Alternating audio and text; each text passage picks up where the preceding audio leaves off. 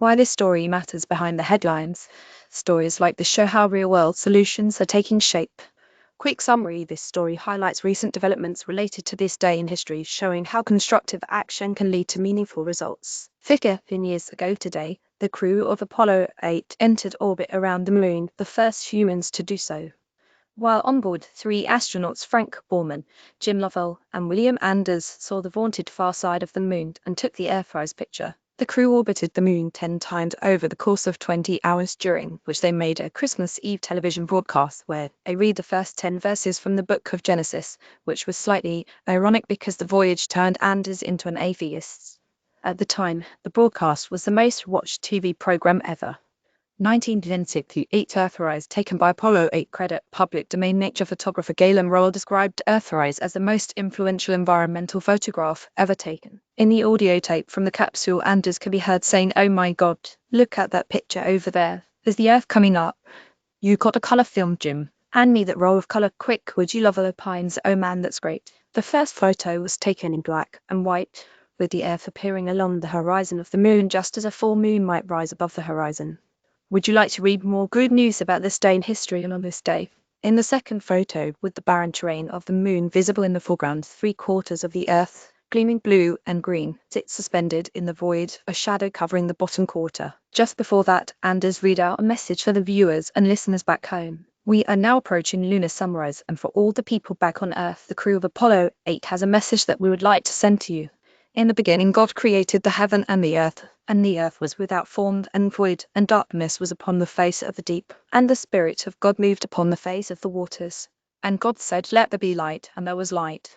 And God saw the light, that it was good, and God divided the light from the darkness." More good news on this date. First broadcast of a music program on radio from Massachusetts, 1976. Albania became a republic, 1982. Libya, 1981, and Laos, 1975, gained independence. Half the 12th birthday, the filmmaker Lee Daniels directed The Butler and his film Precious, which received 6 Academy Award nominations, including Best Director, and also created the TV series Empire and Star. 1980, when a rare Christmas Eve snowstorm fell on the southern US 46 years ago today. Beginning in the year of his election, Pope Pius Roman XII gave a Christmas Eve radio broadcast with a passionate plea for peace on earth, while denouncing the ideologies that had led to the outbreak of the Second World War. While mentioning none in particular, the targets of his statements were clear.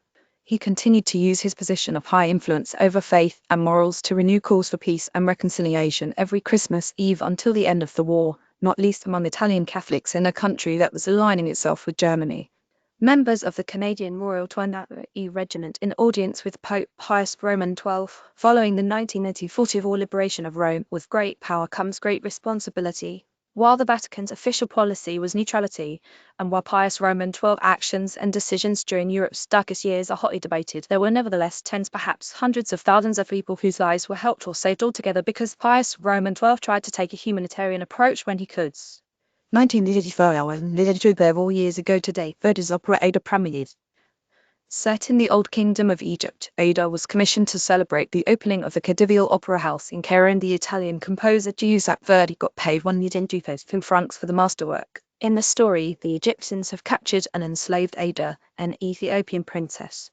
An Egyptian military commander, Radams, struggles to choose between his love for her and his loyalty to the king of Egypt. To complicate the story further, the king's daughter Amaris is also in love with Radams, who does not return her feelings. Met with great acclaim, the opera was soon mounted at major opera houses throughout Italy.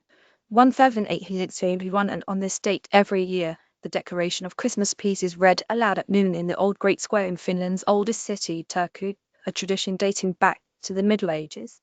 With fanfare and warning, the declaration calls for quiet and peaceful conduct during the Christmas period, including no animal hunting. It is broadcast throughout the country every year on December 24.